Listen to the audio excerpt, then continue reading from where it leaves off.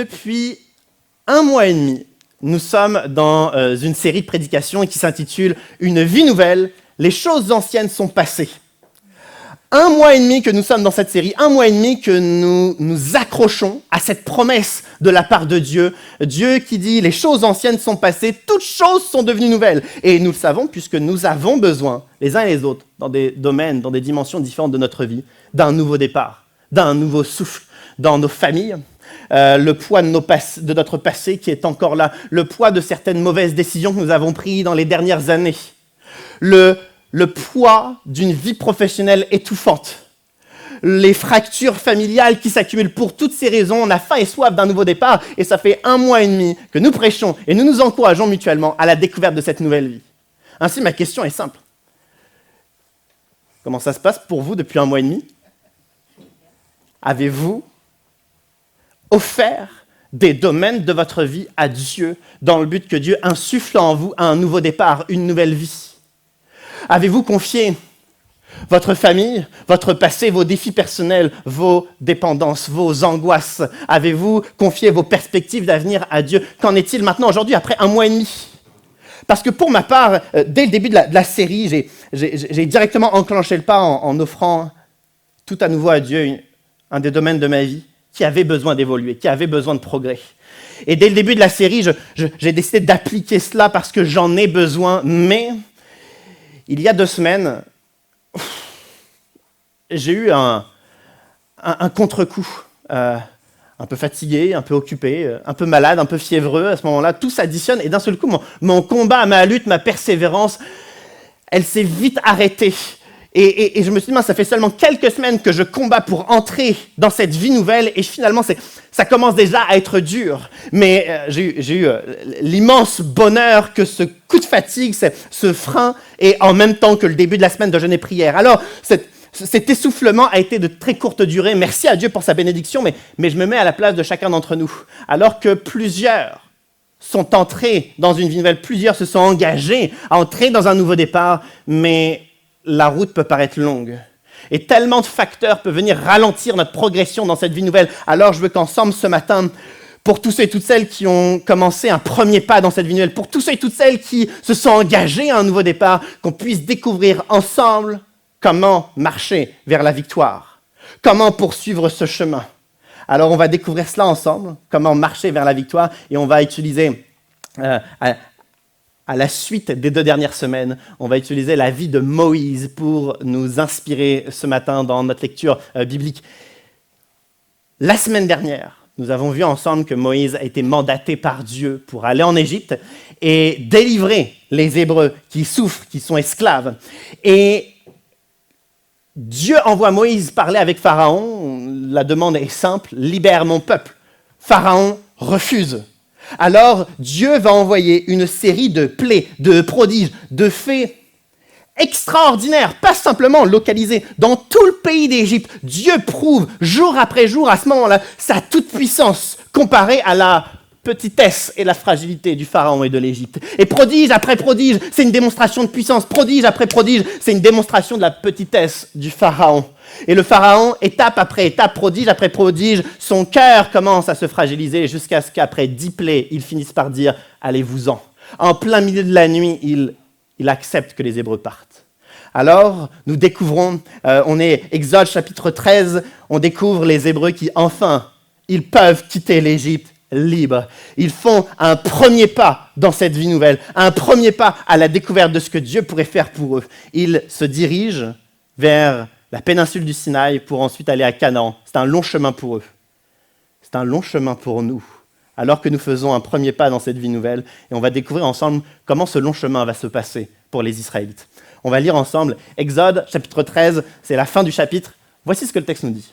« L'Éternel allait devant eux, le jour dans une colonne de nuée pour les guider sur leur chemin, et la nuit dans une colonne de feu pour les éclairer, afin qu'ils puissent marcher jour et nuit. La colonne de nuée ne se retirait pas de devant le peuple pendant le jour, ni la colonne de feu pendant la nuit. Amen. » Alors que les Israélites sont à la frontière entre l'Égypte et toute la péninsule du Sinaï, ils font un premier pas dans cette libération, un premier pas dans cette vie nouvelle. Le texte nous dit que Dieu est présent sous la forme d'une nuée Dieu est là pour les guider. La nuée va à droite, ils vont à droite. La nuée va à gauche, ils vont à gauche. Ils avancent en fonction de la nuée. Et c'est tellement beau parce que même dans l'obscurité de la nuée se transforme en nuée de feu dans le but qu'ils puissent continuer à avancer. Même si la nuit, on ne voit évidemment plus rien, on ne sait pas quel chemin prendre, on ne comprend pas notre situation, Dieu est quand même là pour les guider. Et nous savons ce que c'est, nous tous. Lorsque nous nous sommes engagés, lorsque nous commençons à avancer, lorsque nous entrons dans cette nouvelle vie, on ne sait pas où aller, quoi faire, où sont les soutiens, les ressources, l'argent, comment on va faire pour avancer, quel va être le prochain pas. Et comme les Hébreux qui sont restés 430 ans en Égypte, au moment où ils sortent de l'Égypte, c'est simplement l'inconnu. Mais dans l'obscurité de cet inconnu, Dieu, colonne de feu, les guide. Dans l'obscurité de nos situations, dans l'incompréhension, le flou, l'inconnu de certaines situations, Dieu est là et va nous guider. Il va nous montrer quels sont les prochains pas, les prochaines étapes, parce que notre Dieu veut nous guider.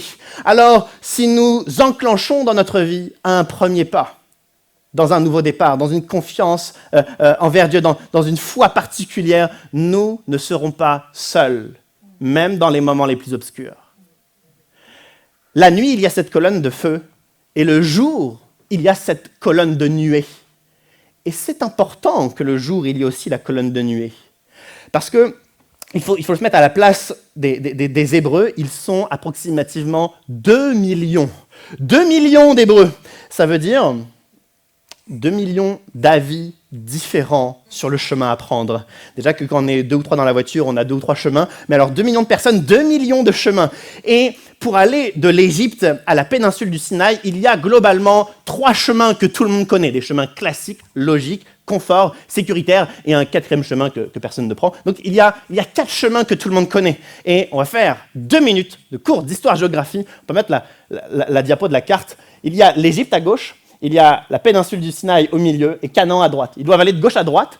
Les 2 millions d'Hébreux habitent dans la vallée de Goshen, c'est-à-dire le cercle en rouge, et tout le monde, tous les Hébreux, avec leur logique, c'est évident, ils vont prendre le chemin côtier. C'est le chemin classique, tout le monde passe par le chemin côtier. C'est le chemin le plus évident, facile, confortable, sécuritaire.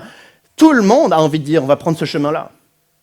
Depuis quelque temps, les Philistins ont envahi cette zone. C'est-à-dire qu'on ne surnomme plus le chemin côtier. Les historiens retrouvent que ce chemin est appelé le chemin des Philistins. Au moment où les 2 millions d'Hébreux, s'ils prennent ce chemin, ils auraient été face à face avec l'adversaire. Heureusement que la logique des Hébreux ne les a pas poussés à prendre ce chemin. Deuxième chemin, tout aussi classique, c'est, on peut mettre prochaine diapo, le chemin du désert de Chour. Tout aussi classique, facile, confortable, tout va bien. Le seul petit détail, c'est de passer les petites croix noires. C'est une ligne de fortification des Égyptiens. Tout le monde sait qu'il y a une ligne de fortification, mais ce que les Hébreux ne savent pas, c'est quelques heures après leur départ, Pharaon va changer d'avis. Je ne veux plus les laisser partir, je veux qu'ils restent. Ils ne pourront pas passer cette ligne de fortification. Alors même si certains Hébreux auraient pu dire « c'est logique, on va prendre le chemin numéro 2 », il ne faut surtout pas qu'ils prennent ce chemin. Troisième chemin, tout aussi logique, confortable, sécuritaire, c'est le chemin des caravanes. C'est un chemin route commerciale. C'est le chemin le plus facile. Il est vaste, il est large, il est plat, il est presque... On pourrait prendre nos voitures, ce serait aucun problème. C'est une autoroute si facile que toutes les caravanes pour le commerce passent par ici. Mais les historiens disent que si les Hébreux auraient pris ce chemin, il est tellement praticable que les chars des Égyptiens, en 1 seconde, les auraient rattrapés, entourés et ramenés à la maison. Alors il y a un 4e chemin que personne ne prend. Parce que difficile, beaucoup plus long, beaucoup plus laborieux, c'est le chemin des montagnes. C'est ce chemin que Dieu va prendre pour emmener les Israélites. La colonne de nuée est présente même dans le jour. Parce que lorsqu'il fait jour, on voit toutes sortes de choses. Et selon ma logique, mon expérience, mon intuition, mon recul, les chemins que j'ai déjà pris dans le passé, c'est sûr, il faudrait prendre le chemin 1, 2 ou 3. Mais ce n'est pas le bon chemin. Le seul chemin à prendre, c'est le chemin que Dieu nous montre. Et quelquefois, nous devrions nous forcer à nous laisser guider par Dieu. Parce que les choses que nous voyons activent notre notre logique, nos raisonnements, notre expérience. Et combien même notre idée pourrait être bonne, ce n'est pas forcément l'idée de Dieu. Et il est nécessaire, certes, dans la nuit que Dieu nous guide, mais même en plein jour, lorsque nous pourrions exprimer notre logique et notre expérience, il est nécessaire de se forcer, de renoncer à soi et de se laisser guider par Dieu, dans la nuit comme dans le jour. Amen. Le texte se poursuit alors que Dieu guide en personne sous la forme d'une nuée les Hébreux. Le texte nous dit « Alors, les dispositions du cœur du Pharaon et de ses serviteurs envers le peuple changèrent. Ils se dirent, qu'avons-nous fait en laissant partir Israël? Nous n'aurons plus ses services. Le Pharaon attela son char et prit son peuple avec lui. Il prit 600 chars d'élite ainsi que tous les chars de l'Égypte, chacun avec ses combattants. Pharaon change d'avis. Il avait été bousculé par la toute-puissance de Dieu, mais à peine quelques heures, quelques jours plus tard, son arrogance renaît. Il veut à nouveau récupérer les Hébreux, sa main-d'œuvre, évidemment, ses esclaves. Il va prendre 600 chars d'élite et tous les chars d'Égypte. Lorsqu'on écoute certains historiens, on voit que certaines parties de l'armée, c'est 27 000 chars, certaines parties seulement de l'armée. Donc ici, on est en train de parler, s'il prend tous les chars, de dizaines, voire même peut-être d'une centaine de milliers de chars d'assaut qui vont foncer sur les Hébreux. Quelle mauvaise nouvelle! Comprenons leur situation aux Hébreux. Après 430 ans en Égypte, après des décennies, peut-être quelques siècles, à être esclaves, ils font enfin un pas à l'extérieur de l'Égypte. Enfin, on ne verra plus le Pharaon. Enfin, on ne verra plus les Égyptiens. Enfin, nous ne serons plus esclaves. Et à la seconde où ils font un pas à l'extérieur, le Pharaon, les Égyptiens et la menace de redevenir esclaves revient. C'est exactement ce qui s'est passé pour moi il y a 2 semaines. Lorsque, contre-coup de fatigue dans mon combat, dans mes luttes, lorsque je revois la même adversité venir, alors que j'avais estimé que c'était terminé, lorsque je vois le même adversaire qui se dresse, lorsque je vois le même problème qui revient, je suis comme découragé, fatigué, je pensais que c'était terminé, et je me mets à la place des Hébreux, j'imagine qu'ils pensent que c'est terminé, plus jamais ils vont voir le Pharaon, on est 2 millions à partir, il a dit que nous pouvions partir, c'est terminé, on va plus le voir, et pourtant, on comprend les Hébreux, ce qu'ils sont en train de traverser, parce que certains d'entre nous, on a mis une croix sur certains adversaires, sur certaines adversités, c'est un problème, défi, parce que c'est terminé, mais contre toute attente, l'adversaire revient, avec le même visage, avec le même problème, les angoisses de nos enfants reviennent, les fractures familiales reviennent, le problème de dépendance revient, les tentations gagnent encore, et l'adversaire revient avec le même visage, et on est comme l'herbe coupée sous le pied, on ne sait plus comment prendre parce qu'on a déjà tellement lutté. Comment allons-nous encore lutter après tout ce qu'on a fait? On pensait que c'était terminé. Nous étions rentrés dans une vie nouvelle. Pourquoi l'adversaire revient? Jusqu'à quand l'adversaire reviendra-t-il? Dieu a une réponse à cette question. Jusqu'à quand l'adversaire revient? Dieu a une réponse, une double réponse, une double vérité. Premièrement, Dieu dit que pour l'éternité, avec lui dans sa présence, l'adversaire n'aura jamais de pouvoir, jamais de force. Lorsque nous serons pour l'éternité avec lui, nous serons tellement protégés parce que seulement dans sa présence, que l'adversaire ne reviendra plus jamais, il n'aura plus aucun pouvoir pour nous. Mais c'est que la moitié de la vérité, parce que la double vérité, c'est que l'éternité ne commence jamais lorsqu'on meurt, elle commence maintenant. On voit dans toute l'histoire de la Bible et dans notre génération des hommes et des femmes qui sont assaillis par l'adversaire, mais cet adversaire n'a aucun pouvoir sur eux, parce qu'ils sont tellement attachés, conscients de la présence de Dieu, que l'adversaire ne les atteint pas. Je pense à Paul et Silas qui sont roués de coups, battus, humiliés, enfermés au sous-sol d'une prison, enchaînés, et qu'ils chantent les louanges de Dieu.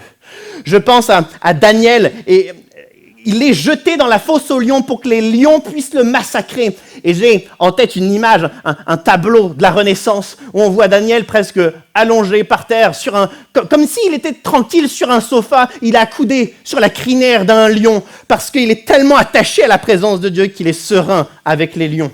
Je pense à Gédéon. Il est face à une armée de 120 000 Madianites. Ils sont 300 avec des lampes torches, mais il est serein parce qu'il est dans le plan de Dieu. Nous n'avons pas à attendre notre mort pour être serein. Nous pouvons dès maintenant être attachés à Dieu. Prenant conscience qu'il est là, nous pouvons être sereins. Amen. L'adversaire n'aura pas de pouvoir sur nous parce que nous savons avec qui nous sommes, Dieu.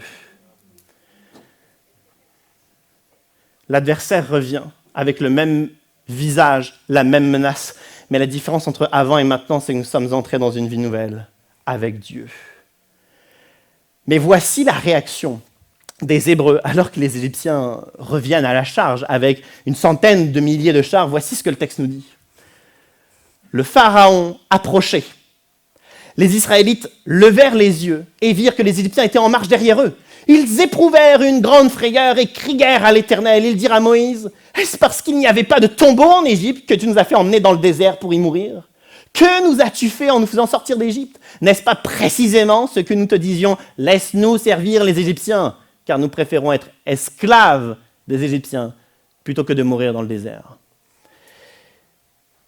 Les Hébreux marchaient dans le désert avec la nuée en face d'eux. Mais ils se retournent et que voient-ils ? Les Égyptiens qui approchent, les chars d'assaut, le Pharaon, la menace d'être esclave.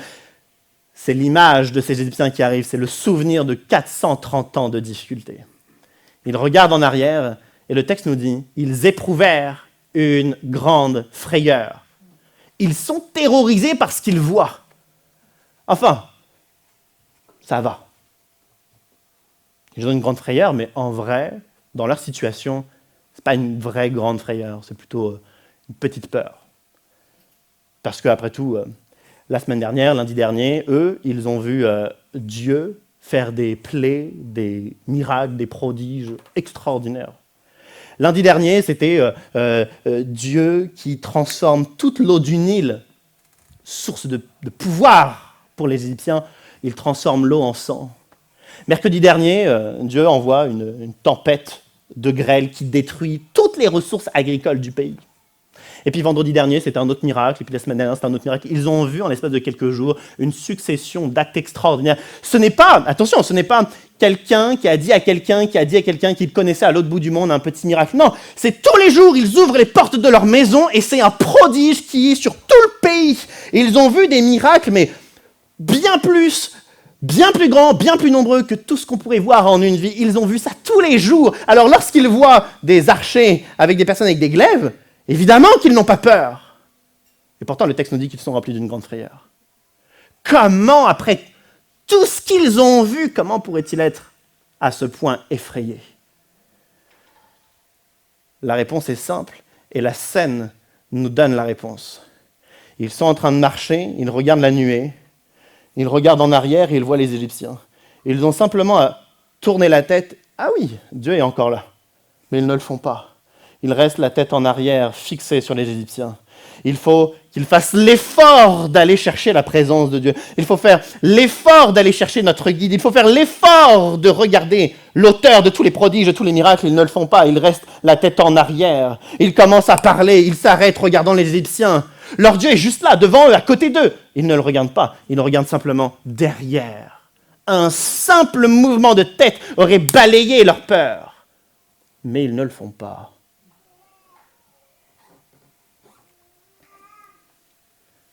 Ça demande un effort que de décrocher le regard de l'adversaire pour aller raccrocher notre regard sur Dieu, pour aller chercher la présence de Dieu. Ça nous demande un effort quotidien dans notre voiture d'allumer de la louange, le soir en famille de prier ensemble pour chercher la face de Dieu. Ça nous demande un effort de ne pas prendre une décision sans avoir consulté Dieu. Ça nous demande un effort d'aller ouvrir notre Bible pour lire seulement 2 chapitres par jour pour alimenter notre âme. Ça nous demande un effort d'aller chercher la présence de Dieu. Mais si je ne fournis pas cet effort, si je ne tourne pas la tête vers Dieu pour m'accrocher à lui, je ne regarde que l'adversaire. L'adversaire est effrayant, mais notre Dieu est l'auteur des miracles, des bénédictions, des délivrances. Il est l'auteur des grandes choses. De même que les Hébreux auraient dû faire l'effort de se souvenir de qui est leur Dieu, nous devrions faire l'effort, nous devrions avoir la discipline d'aller chercher la présence de Dieu.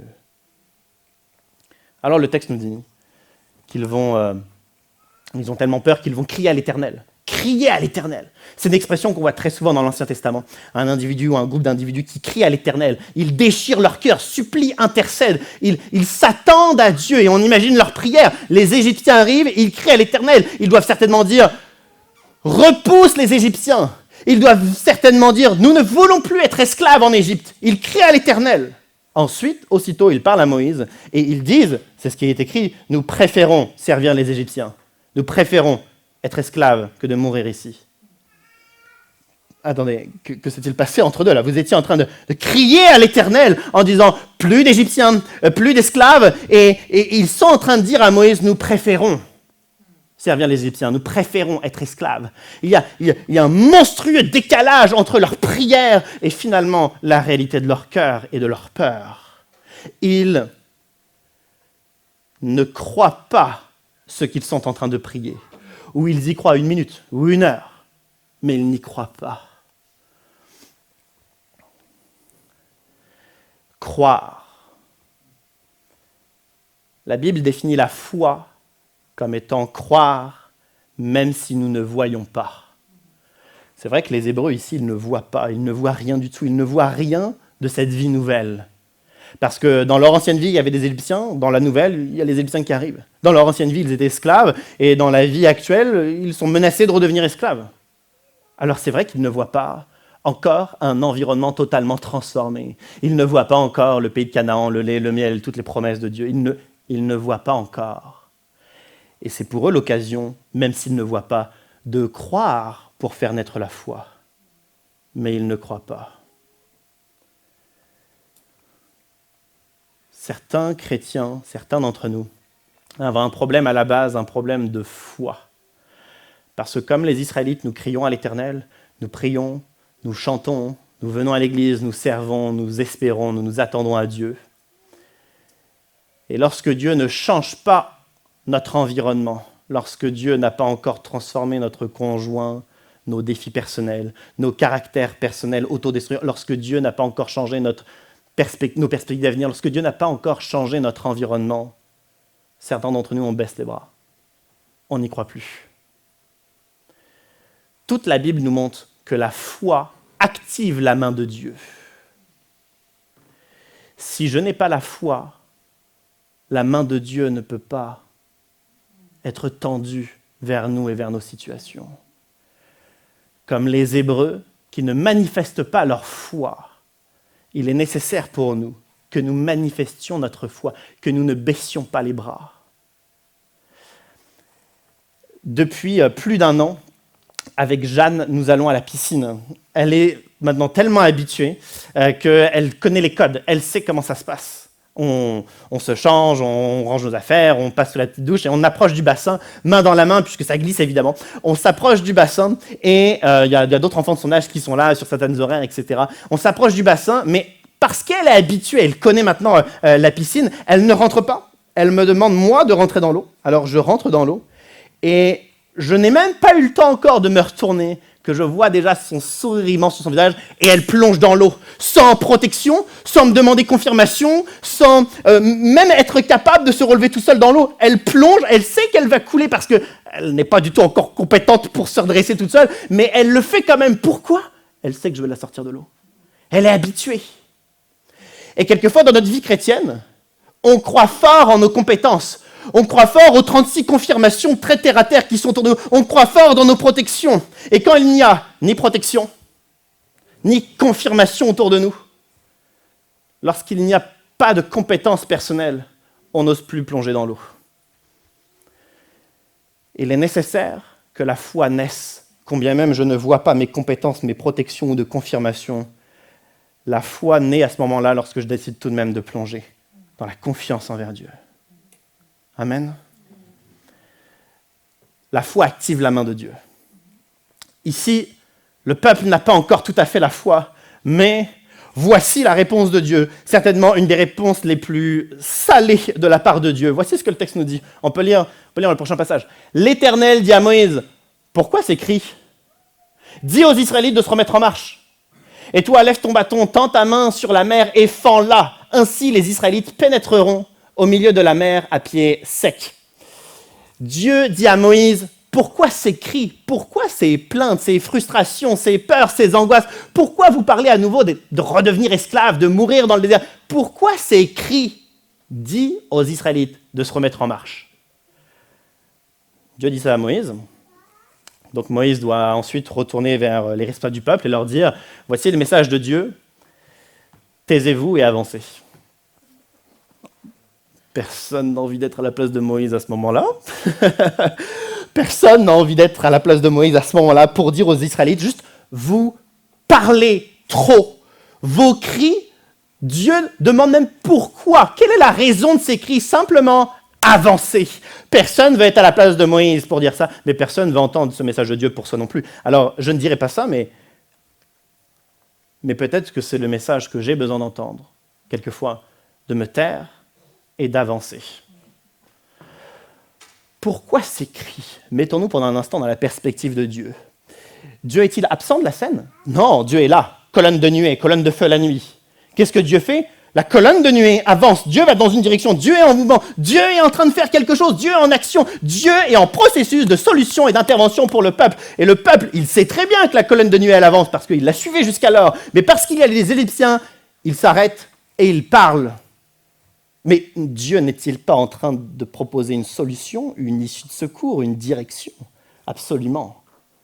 Mais parce qu'ils sont en train de parler, ils sont en train de manquer la solution de Dieu. Dieu, dans notre progression, dans notre marche vers la victoire, Dieu nous propose des solutions. Voici la prochaine étape. Voici ce que nous devrions faire. Voici ce que nous devrions dire. Certains d'entre nous, le message est très très clair depuis longtemps. Il est nécessaire que nous témoignions à nouveau. Il est nécessaire que nous nous réconcilions à nouveau. Il est nécessaire que nous pardonnions. Il est nécessaire que nous servions. Il est nécessaire que nous soyons intègres. Il est nécessaire que nous arrêtions de parler à cette personne. Il est nécessaire que nous arrêtions de regarder certaines choses. Il est nécessaire. On entend, on voit la solution de Dieu, la direction que Dieu nous donne. Et nous restons là, à parler et à dire comme les Hébreux, si je reste ici, je vais mourir. Ce n'est pas faux, mais Dieu est en train d'avancer. Dans notre marche vers la victoire, il est nécessaire d'obéir à Dieu pour progresser. Forcément, nous atteignons à un moment donné un plafond de verre, à un moment donné où nous sommes bloqués. Si Dieu nous donne le conseil, la direction, la solution, il est nécessaire pour nous de marcher dans cette direction et de ne pas rester là à crier. Dieu dit à Moïse, pourquoi ces cris? Dit aux Israélites de se remettre en marche. Et Dieu ajoute ce message à Moïse. Dieu lui dit, lève ton bâton, tends ta main et fends la mer. Et fends la mer. La mer? Attendez, quelle mer? Jusqu'alors, on ne parlait pas du tout de mer. Que se passe-t-il? D'accord, il y a les Égyptiens derrière. Bon, d'accord, il y a un bras de la mer Rouge qui est juste en face. Nous, on s'attend que Dieu nous dise, bon, vous arrivez à la mer Rouge, vous allez à droite, ou vous allez à gauche. Donc Dieu, écoute, on va te prier, on va crier à toi, Dieu, quelle est ta direction? Est-ce que c'est à droite? Est-ce que c'est à gauche? Et Dieu dit, tout droit, fends la mer. Comment ça, la mer? Mais c'était un obstacle que personne n'aurait imaginé. C'est un obstacle infranchissable. On ne peut pas imaginer ce genre de solution.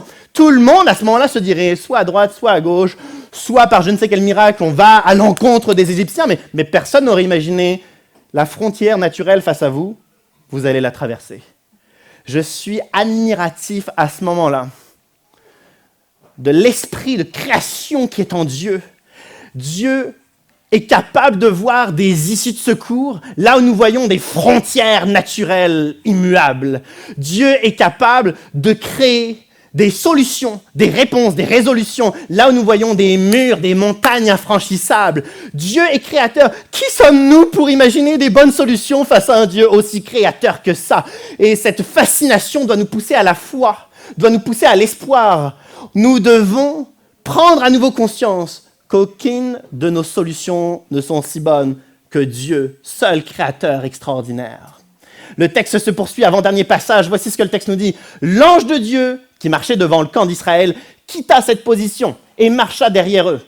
Et la colonne de nuée qui les précédait fit de même. Elle se plaça entre le camp des Égyptiens et le camp d'Israël. Cette nuit était obscure d'un côté et de l'autre, elle éclairait la nuit. De toute la nuit, les deux camps ne s'approchèrent pas l'un de l'autre. On apprend à ce moment-là qu'il y avait un ange de Dieu devant le camp qui les guidait. Et l'ange de Dieu décide d'aller derrière. Et là, il faut qu'on se mette à la place des, vous savez, les 10 derniers Hébreux à la fin du cortège, ceux qui sont tout au bout. Ils voient depuis tout à l'heure les Égyptiens qui attaquent, qui s'approchent. Et on imagine que toutes les 30 secondes, ils tournent la tête pour savoir quand est-ce que les Égyptiens vont arriver, quand est-ce qu'ils vont arriver. Et qui arrive? L'ange de Dieu. L'ange de Dieu. Ils ont compris à ce moment-là, certes, on va marcher vite, mais on va marcher serein. Parce que l'ange de Dieu est là. L'ange de Dieu va ralentir l'armée des Égyptiens. Il va nous garantir notre traversée. L'ange de Dieu intervient. Il va prendre soin de nous. C'est tellement agréable de prendre conscience que c'est l'ange de Dieu en personne qui va être là. Mettons-nous à la place des 10 premiers, ceux qui sont tout devant. Depuis plusieurs heures, depuis plusieurs jours, il y a l'ange de Dieu qui est là avec eux pour les guider, pour les faire avancer. Ils se sentent bien en sécurité depuis plusieurs jours. Ils apprennent que l'armée d'Égypte arrive et l'ange de Dieu, il s'en va. Il n'y a plus personne devant. Il n'y a plus personne devant. Ils étaient confiants depuis certainement bien des jours dans cette marche, mais il n'y a plus personne devant. Dans cette même scène, Dieu prend soin du peuple en allant au bon endroit et en faisant la bonne action. Mais il y a deux perceptions. Il y a ceux qui vont voir l'action de Dieu et il y a ceux qui ne vont pas connaître l'action de Dieu. Dieu prend toujours soin de nous lorsque nous sommes dans son plan, dans son chemin. Tantôt, nous le voyons, tantôt, nous ne le voyons pas. Mais il y a une chose qui est garantie, c'est que aussi longtemps et obscur que peut être la nuit, jamais l'adversaire ne nous atteindra vraiment en profondeur, parce que Dieu prend soin de nous, qu'on en soit conscient ou pas. Amen. Dernier passage, voici ce que le texte nous dit. Moïse tendit sa main sur la mer, et l'Éternel refoula la mer au moyen d'un vent d'est qui souffla avec violence toute la nuit. Il assécha la mer et l'eau se partagea. Les Israélites pénétrèrent au milieu de la mer à pied sec et l'eau formait comme une muraille à leur droite et à leur gauche. Dieu ouvre, comme promis, l'issue de secours la plus improbable, mais elle est là, cette issue de secours.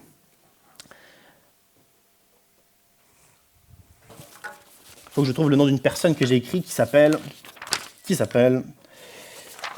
que j'étais censé avoir écrit Alexander.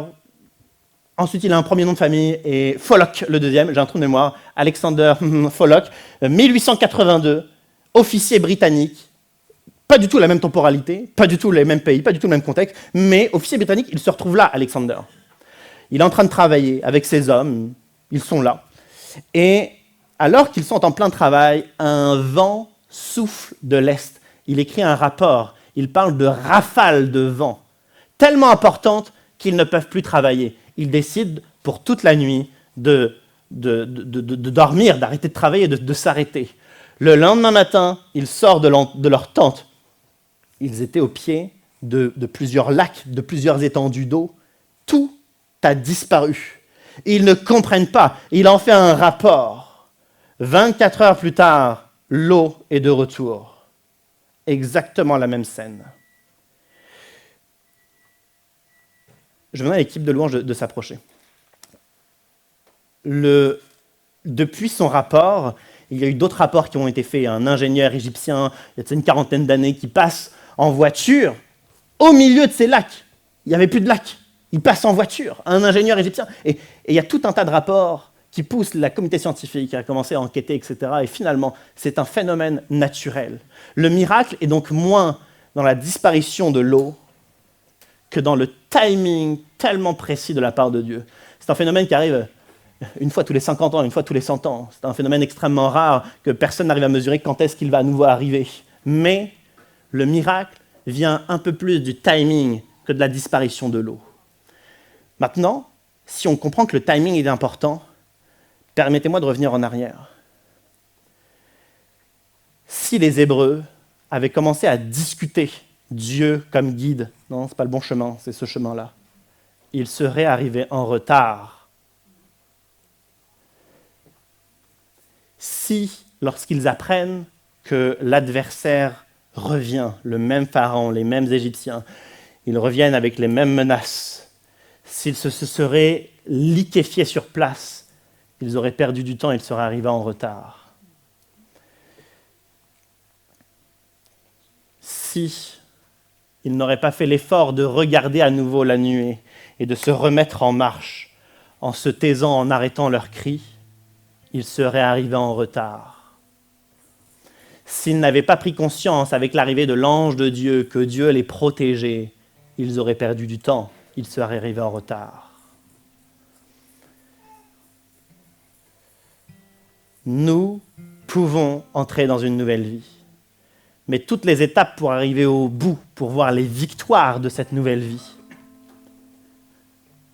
nous demandent de la foi, de la persévérance, de la conscience que Dieu est là.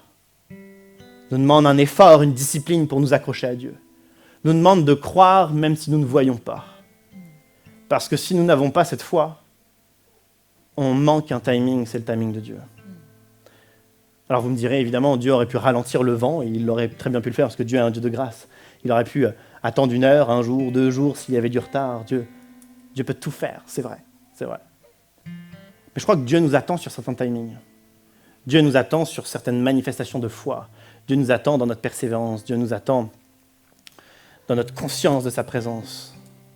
Dieu attend qu'on s'attache à lui. Et quelquefois, on manque le timing de Dieu. Parce qu'on attend là, dans nos frustrations, nos peurs, nos plaintes, nos angoisses, dans nos absences de progrès, dans cette marche, dans ce cheminement. Je veux nous inviter à ne plus attendre, mais à aller à la conquête de la présence de Dieu, pour s'assurer de ne pas manquer le prochain timing, le prochain vent qui va souffler une issue de secours pour nous. Nous pouvons entrer dans une vie nouvelle et progresser dans cette vie nouvelle jusqu'à atteindre une victoire, mais tout dépend de notre capacité à marcher avec foi, attaché à Dieu, le jour comme la nuit, et d'entrer dans son plan, dans son chemin, dans son timing. L'eau va être refoulée par le souffle de Dieu. Les Hébreux vont passer et l'eau va se rabattre sur les Égyptiens.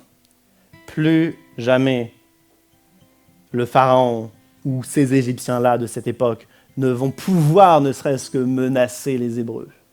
Ils n'auront plus de pouvoir parce que les Hébreux ont décidé de s'accrocher à Dieu.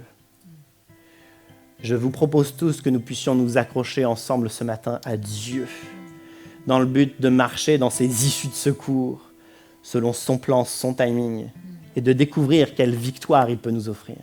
Amen.